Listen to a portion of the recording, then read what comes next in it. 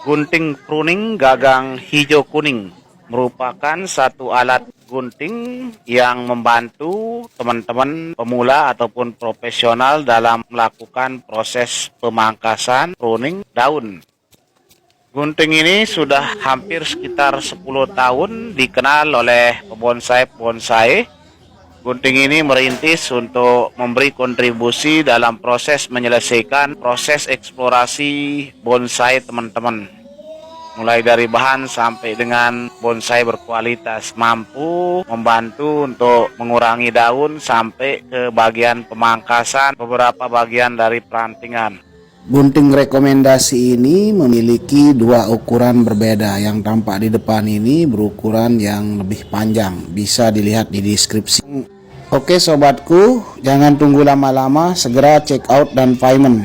Mumpung toko yang saya sematkan ini sedang promo.